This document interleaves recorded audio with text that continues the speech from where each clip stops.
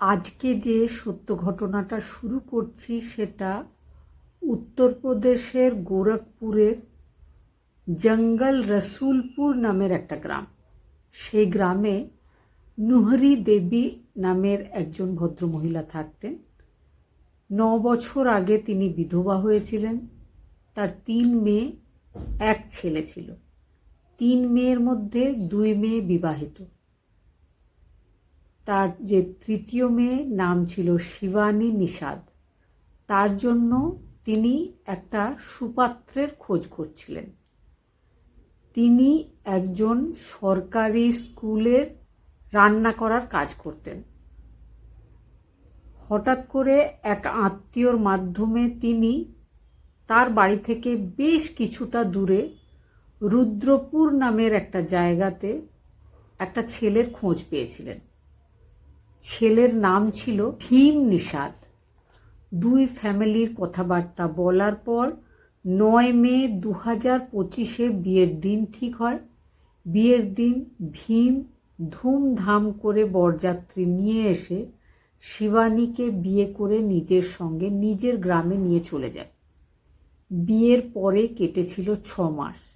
খুব ভালোভাবে, খুব আনন্দে, খুব সুখের মধ্যে দিয়ে 6টা মাস কেটে যায়।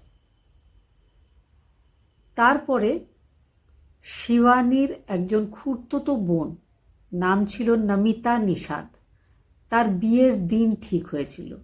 বিয়ের দিনটা ছিল 23 নভেম্বর 2025।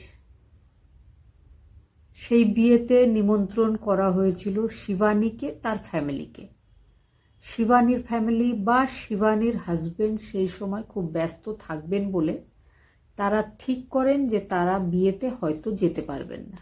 কিন্তু শিবানী বারবার নিজের হাজবেন্ডকে বলতে শুরু করে যে কোনোভাবেই হোক তাকে বিয়েতে যেতে দিতেই হবে।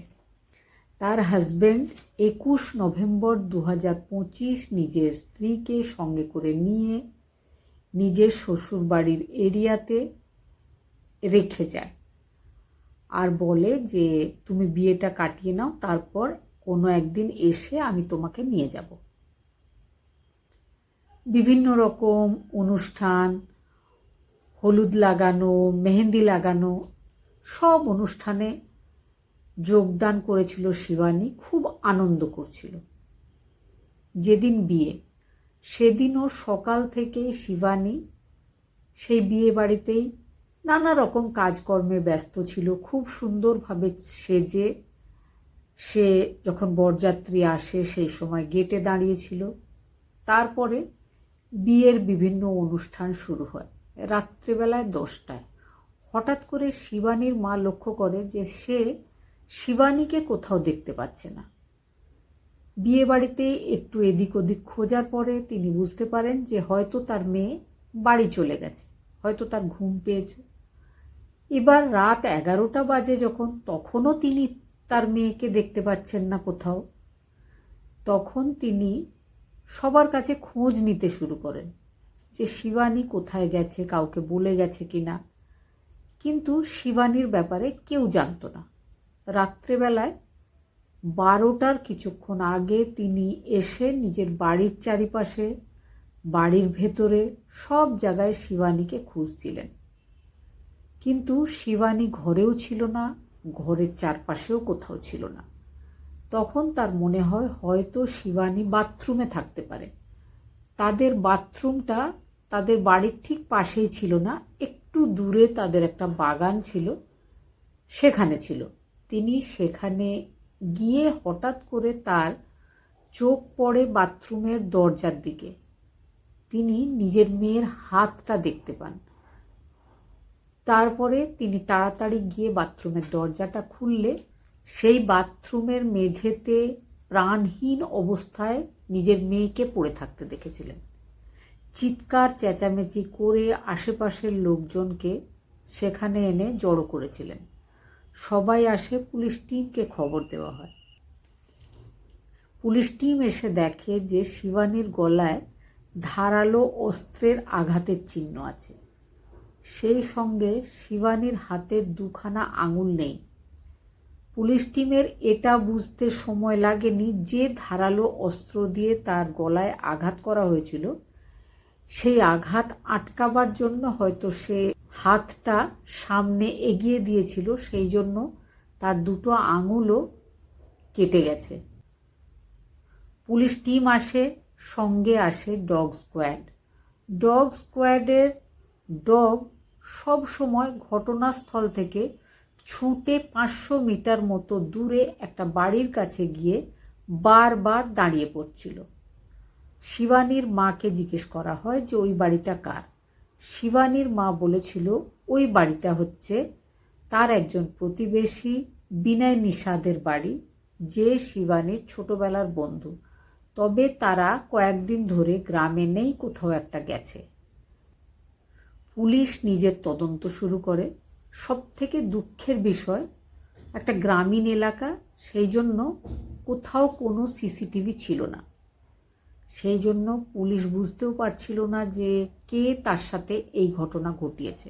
আরও একটা সুবিধাজনক ব্যাপার ছিল, সেটা হচ্ছে সেদিন নমিতার বিয়ে ছিল।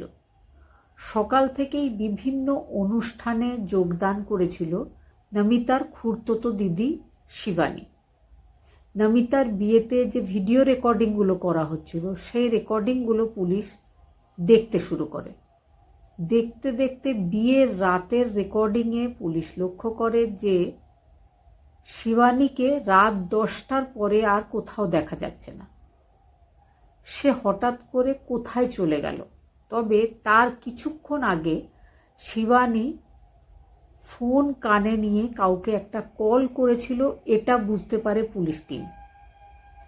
শিবানীর কল ডিটেল বের করা হয়। কল ডিটেলে দেখা যায় শিবানী বিনয় নিষাদ নামের কোনো একটা ছেলের সাথে শেষবার কথা বলেছিল। বিয়ের অনুষ্ঠানের ভিডিও রেকর্ডিংগুলোতেও শিবানীকে দেখা গেছিল, আর সব সময় শিবানীর আশেপাশে বিনয় নিষাদকে ঘোরাফেরা করতে দেখা গেছিল। শিবানী যখন 10টার সময় ওই বিয়ের অনুষ্ঠান থেকে কোথাও একটা চলে গেছিল, সেই সময় কিন্তু কোনো ভিডিও রেকর্ডিংয়ে বিনয় নিষাদকেও দেখা যায়নি। তার মানে সেই সময় তারা দুজন একসাথেই কোথাও একটা চলে গেছিল। এবার পুলিশ কিন্তু বিনয়কে অ্যারেস্ট করেছিল। বিনয়কে অ্যারেস্ট করার পর জিজ্ঞাসাবাদে পুলিশ যে ব্যাপারটা জানতে পারে, সেটা হচ্ছে বিনয় আর শিবানী ছোটবেলা থেকেই বন্ধু। বিনয় শিবানীর একজন প্রতিবেশী।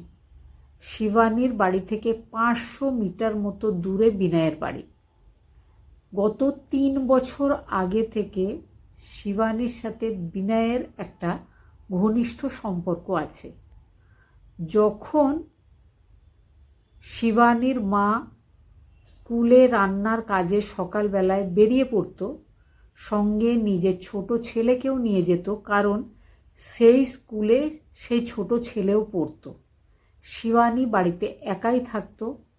এদিকে বিনয় সবার নজর বাঁচিয়ে শিবানীর সাথে শিবানীর বাড়িতে এসে দেখা করত, কথা বলতো, ঘনিষ্ঠভাবে সময় কাটাতো। কিন্তু যখন শিবানীর মা শিবানীর জন্য পাত্র খোঁজাখুঁজি করছিল, তখন শিবানী একবারও বিনয়ের কথা বলেনি। তার আরও একটা বিশেষ কারণ, বিনয় কিন্তু কোনো কাজ করত না। বিনয় শিবানীর বয়সী একজন ছেলে, কিন্তু শিবানীর যার সাথে বিয়ে ঠিক হচ্ছিল সে ছিল একটা ব্যবসাদার, ছোটোখাটো ব্যবসাদার। সে একটা ছোট কাপড়ের দোকানের মালিক ছিল। বিনয়ের তুলনায় তার আর্থিক অবস্থা অনেকটাই ভালো ছিল।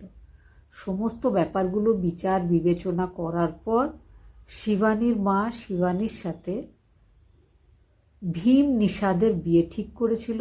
বিয়ে হয়েও গেছিল। একবারও শিবানী কিচ্ছু বলেনি। কিন্তু বিয়ে করে শ্বশুরবাড়ি চলে যাওয়ার পর কিছুদিন পর থেকেই সে আবার মাঝে মধ্যেই বিনয়ের সাথে ফোন কলে কথা বলতে শুরু করে।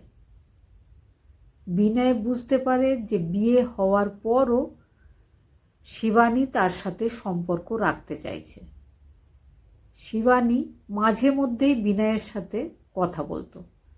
শিবানী নিজের বোনের বিয়েতে এসেছিল, বিনয়কে বলেছিল সে বিনয়ের জন্যই এসেছে। বিনয়ের সঙ্গে সে রোজ কথা বলছিল বাপের বাড়ি আসার পর।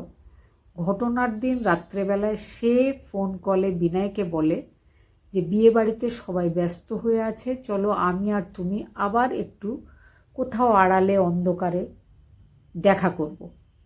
বিনয় কিন্তু সেটা করতে চলেও গেছিল। এবার বিনয় আর শিবানীর মধ্যে কথা কাটাকাটি হয়। বিনয় বলে, যখন তুমি আমাকে এতটাই ভালোবাসো তাহলে বিয়ে করার আগে নিজের মাকে বলনি কেন? কেন তুমি বিয়ে করে চলে গেছো? এখন তাহলে কেন কথা বলতে চাইছো? এই ব্যাপারটা নিয়ে দুজনের মধ্যে ভীষণ ঝামেলা শুরু হয়।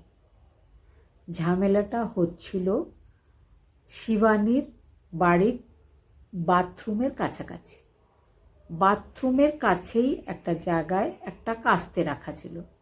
সেই কাস্তেটা হঠাৎ করে শিবানী হাতে নিয়ে নেয়, তার হাত থেকে কেড়ে নিয়েছিল বিনয়। এতটাই রেগে উত্তেজিত হয়েছিল বিনয় যে বিনয় শিবানীকে মারতে যায়, শিবানী আটকাতে যায়, কিন্তু শেষ রক্ষা হয়নি, শিবানী মারা গেছিল।